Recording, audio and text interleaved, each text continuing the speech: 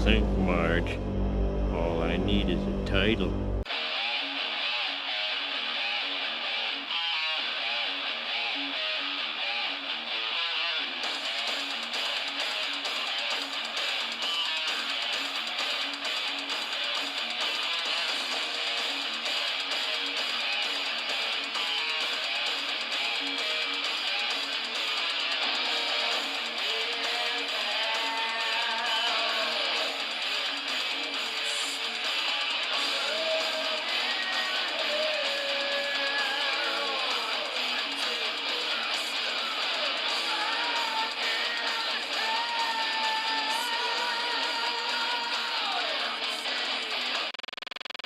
Doctor Who has been a staple of first British and then American television since it first debuted in November of 1963.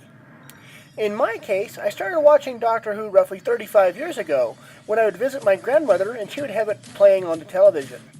My first Doctor was this guy. I watched quite a bit of Tom Baker, then a bit of the next couple Doctors in the role of the Time Lord, but after a while I kind of drifted away, coming back only briefly when I watched the Trial of the Time Lord series featuring Colin Baker. I have seen enough to be familiar with both Sylvester McCoy and Paul McGann, both of which I thought deserved better fates as the Doctor than they were given by the BBC. When the 2005 series started, I was hooked immediately. When they very quickly brought back the Daleks, the Ninth Doctor responded in a way that and I think only those who remember the older series might understand. After all, he had been fighting the Daleks since the second episode of the entire series. I've come to help. I'm the Doctor.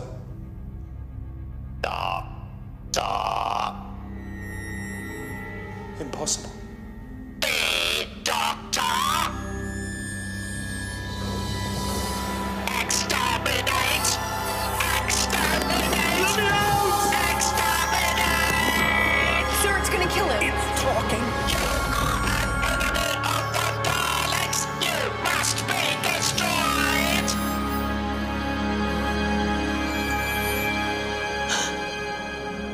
It's not working.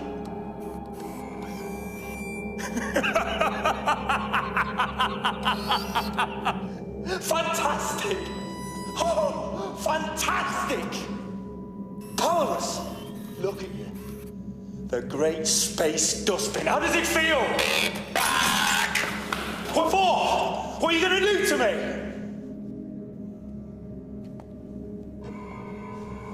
If you can't kill, then what are you good for, Dalek? What's the point of you? You're nothing! What the hell are you here for? I am waiting for orders!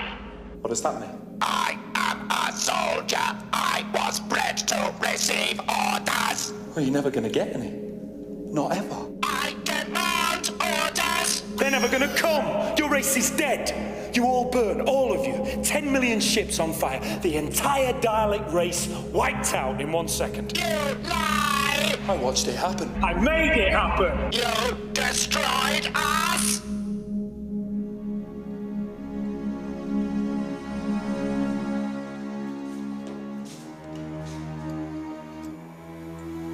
I had no choice. And what of the Time Lords?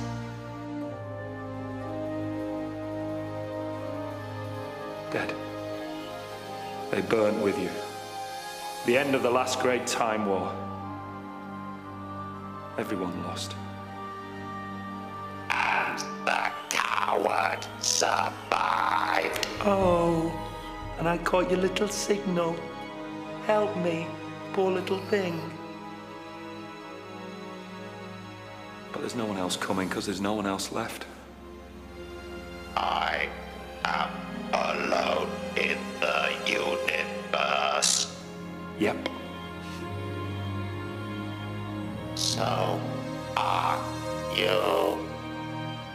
We are the same. We're not the same, I'm not... No, wait. Maybe we are. But you're right, yeah, okay. You've got a point. Because I know what to do. I know what should happen. I know what you deserve. Exterminate.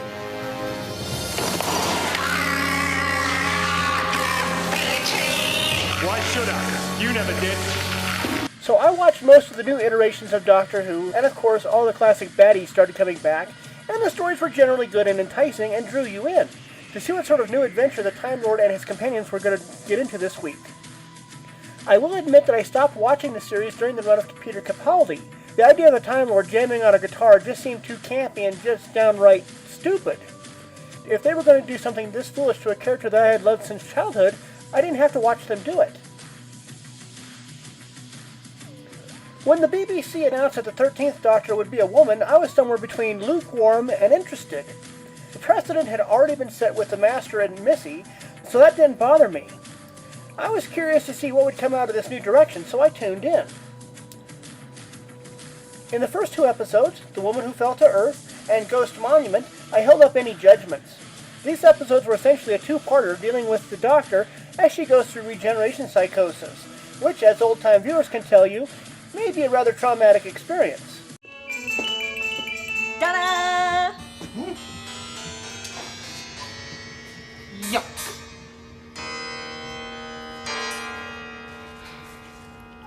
Where are we going? Leicester 95. Where's that? You'll soon find out. It's a marvellous place for holiday, and you and I both need a rest. I would have taken you to the Eye of Orion, but the coordinates elude me at the moment. Perry? Yes? How do you come by a name like that? It's the diminutive of my proper name, Perpigillium. Indeed.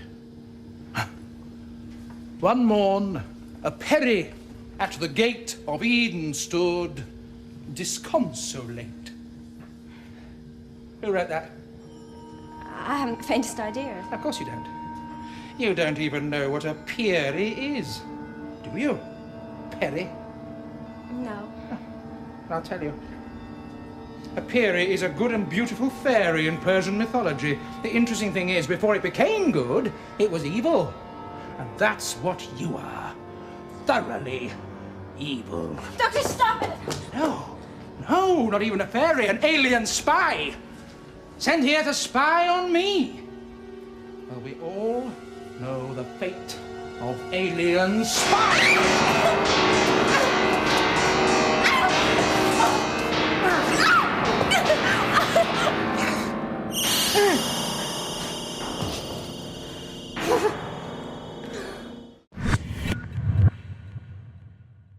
The third episode is where things start to slip for me, to the point where all I know about the episode is what I heard from reviewers, because I refuse to watch the episode itself. I dislike being lectured to about a grim and dark period of America's history by a bunch of know-nothing television producers in the UK who seem to think that every white person living in the Old South was an out-and-out racist. My views were echoed in the fan reviews for the episode. This episode review isn't meant to argue the facts of this historical event. Rather, the focus is on how the event was portrayed in this episode of Doctor Who. It is replacing one form of bigotry with another form of bigotry. In the 1950s, pendulum was pretty much stuck to one side, but now in 2018, the pendulum has swung and gotten stuck on the other side. Since Chris Chibnall gave himself a co-writing credit on this episode, I'm assuming to feed his ego, my comments will be directed more at him than Marjorie Blackman, as I'm pretty sure most of this episode's heavy-handedness was his idea. He set the course for this disaster of a season. And frankly, the guy's a complete hack. This might be the most egregious example of extreme virtue signaling we've ever seen. The two whitest dudes on the face of the earth are here to lecture us about racism. From their point of view, I'm pretty sure they've decided that 99.9% of straight white men are the scum of the earth. But they and their elitist upper-class friends are different. They are superior to us normal folk, and they need to focus on telling us that we're scum. Now the big question. While this episode has many problems, which problem was the most serious? Which problem might result in losing a significant proportion of the Doctor Who fanbase forever? Well, you may remember that at the top of this review I said racism in any form is completely unacceptable. Well, let's take a look at the way white people, minus Graham, are handled in this episode. It's quite the understatement to say that there's some racist straw-manning going on here. Believe it or not, Doctor Who production team, not all white people in the southern US were violent and profane racists during this time period. Many actually spoke out against the treatment of African Americans. Well, yes, this may have been centered in the northern states, case, this was also a thing in the South. For balance, why aren't any of them included in this episode? Why is every white person in this episode portrayed as the Antichrist? If you look at aspects of this episode as a comedy, it almost makes sense. Every white person in this episode is a complete douchebag. Let's take a look at this in order. 1 minute into the episode, we get introduced to the bus driver in 1943. Douchebag. Then, about 4 minutes in, we're introduced to douchebag number 2. And I'm not making this up, he literally punches Ryan in the head after he tries to return his wife's handkerchief. I mean, what the hell, Chibnall? Then we get introduced to future Artron Energy Guy, and he's a complete douchebag, but more on him later. We then get introduced to the next douchebag at the diner. We'll call this one Equal Opportunity Douchebag. And this one even drops a very bad word and then proceeds to kick them out. Subtlety. Thy name is Chibnall. Next, we get introduced to Officer Douchebag. He comes off as delightful. By the way, that's sarcasm, NPCs. I need to clarify this because you people don't believe in humor. I mean, who needs Law and Order, right? I just love the fact that we were introduced to him with a foreboding shadow. He uses a not very nice word too. Several, actually. A bit later, we get to meet future douchebag again, and Whitaker gets to neuter him, and he tells us that this point in history is, quote, where things start to go wrong. Ooh, I wonder where this is going. It's a mystery. Then, near the end of the episode, we get introduced to old douchebags, or I guess we could call them retired douchebags. I think, at least for the upper-class Brits that were responsible for this episode, it must feel great to pick on Trump-supporting Southern Americans. Of course, we are talking about a time when Trump was a kid, but Southern Americans seem to be a favorite target for NPCs. NPCs have this really annoying sense of superiority, and they view what I guess they call Trumpland as something that is unworthy of licking the crap off their boots. Well, now they have an entire episode that shits on these people. I'm also pretty sure they are convinced that the Southern United States hasn't changed one bit since the 1950s. Despite the obvious swipes made at President Donald Trump, I liked arachnids in the UK, except for the end, which was complete hogwash. Lock all the spiders into one room so that they all just die. And they get tricked into the room by blaring rap music. Well, if nothing else, that would be the first time that hip-hop was ever used for anything good. I stayed away from the complete CGI dumpster fire that was episode 5. Demons of the Punjab was pretty good, even if there were some problems with how the British writers handled their own history. And Kerblam was also a good story. I will admit that what I know about the last 3 episodes I only know from the reviewers. I tried watching parts of both The Witchfinders and It Takes You Away, but after seeing the campy way they treated King James, who was just outlandishly asking to be put in his place by a capable woman, read the Doctor, I pretty much got the sexism complaint that most of the reviewers have been complaining about for a good long time now. All this was led off by the new showrunner, a guy named Chris Chibnall, who stated right out of the box that he didn't simply want to hire a new doctor, but this new doctor would be a woman. It had to happen, even if there were other, more capable actors available. Chibnall was dead set on a female doctor. The person he selected was Jodie Whitaker, who worked with Chibnall on an apparently fairly successful series called Broadchurch. Whitaker was apparently Chibnall's first, last, and only candidate to play the Time Lord. The problem then became that the 11th series then picked up the SJWism where the 10th series left off. Doctor Who has been woke for a while now. As I've pointed out in a previous video, it's been laced with feminist garbage and progressive gender ideology. This was significantly ramped up during the Peter Capaldi era. Just a quick recap for you. Go! Now, go find Vikings on other planets. The universe is full of testosterone. Trust me, it's unbearable. We won't follow you. The universe is full of testosterone. Trust me, it's unbearable. Now again, you might look at this in isolation and think, hey, it's just playful banter. Pretty mild and innocuous. Except, you will never hear a character say, the universe is full of estrogen. Trust me, it's unbearable. Back to normal, am I? The only time I've been a man, that last body. Dear Lord, how do you cope with all that ego? Back to normal, am I? I.e., meaning that being male isn't normal, apparently. Only time I've ever been a man, that last body. Dear Lord, how do you cope with all that ego? Again, I wouldn't have a problem if male characters could pass similar remarks about female ones, but they can't. What's that face? Are you thinking? Stop it, you're a man, it looks weird. Do as she says. Is the future gonna be all girl? We can only hope. Now, much of the insults and barbs directed towards men and masculinity on the show I wouldn't have an issue with if it weren't for the fact that it's all one-way traffic. A male character could never make similar remarks directed towards femininity or a female character because there would be outrage if that happened. So where's the equality there? The previous companion, Bill Potts, had to continuously tell the audience how she's a lesbian over and over because that's PC. Oh, my dear, I hope it doesn't offend you to know that I have had some experience of the fairer sex. Me too. Good Lord. And as you might expect when cultural Marxism is being pushed in the show's writing, the show also has to take a dig at capitalism. The end point of capitalism.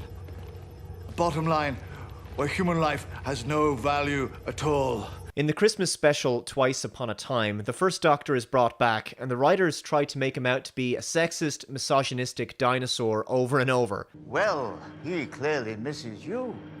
That ship of his is in dire need of a good spring clean. No, stop. Look. Oh, look at the astral map here. Look at all the lovely blinking lights. It's incredibly disrespectful to the original William Hartnell portrayal, and indeed to the legacy of the franchise. Well, aren't all ladies made of glass in a way? Very good, sir, very good. Are we now? Absolute vandalization of a beloved TV icon. Don't get me wrong, I love David Bradley in this role. He's amazing as the First Doctor. He nails the performance in a way that's authentic and reminiscent of Hartnell's version, but unfortunately his character is being used in this political way, and that's just awful. In fact, this whole place could do with a good dusting. Obviously, Polly isn't around anymore. Please, stop saying things like that. And as you can see in his reaction to all of this, the 12th Doctor has become a pathetic wimp, such a beta. He's terrified of the dangerous 1960s gender stereotypes of a housewife, of a woman cleaning a house. Shh! Don't let a 21st century woman hear you say something like that. They'll be deeply offended. I mean, how could such strong career women possibly cope with the 1960s version of Doctor Who being so inadvertently non-PC? They're actually implying that women are too brittle to hear this original Doctor speak in this way about women cleaning the TARDIS. I mean, it's just so ridiculous. It's the soft bigotry of low expectation. A woman. Set a woman to catch a woman. Hold your tongue, lassie. Even if I am just a woman. Woman who... What woman? These are hard times for women. For not being drowned, we're being patronised to death. Honestly, if I was still a bloke, I could get on with the job and not have to waste time defending myself. Of course, as a woman, you don't get to have pockets for a while yet. To silence foolish women who talk too much. And in fact, with a female doctor, the writers seemed to think that they were free to ram heaping loads of feminist-slanted bullshit down the throats of the viewers, whether they liked it or not. Starting with Rosa and going all the way through the rest of the season, there are multiple instances of in-your-face feminism, cultural insensitivity, outright historical lying, or over-the-top racism being put in its place by a know-it-all brat of a Time Lord. And it gets worse. What I put up to the quirkiness of regeneration psychosis seems to continue throughout the season, which might be fine if this were explained in the episodes themselves.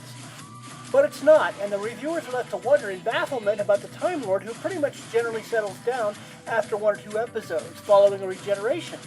In this case, however, it is all over the damn map, all the way through the season. Whether it was bad acting on the part of Jodie Whittaker or crappy show running on the part of Chris Chibnall, the result is the same, a mix of bad crap. Jodie Whittaker herself has been no help here. Despite the outrage from fans over the problems with the show, she has done several interviews where she makes it clear that she is blissfully uninformed about what is going on around her. Oh, it's just so great to be the Doctor after 53 years of old white men doing all the cool things. And it's just so great to see the support of the fans. And being the Doctor is like being the President. It's a lifetime job. Jodie really needs to study the details of the job of the U.S. President. When she's not shoveling SJW bullshit at the fans, she is insulting to the companions and the former Doctor and crapping all over the series canon while doing so. With doctors like Jodie, we don't need the Master, or Missy, or whatever he's going by these days. The writing has been terrible at times, and so has some of the special effects, and the general direction of the show to this point, with no appearances from classic Doctor Who villains, has made this a season to forget. And then recently has been the word that Chris Chibnall will be leaving the show after season 12. And Jodie Whittaker has said that if Chibs goes, she goes. Well, is that a promise or a threat?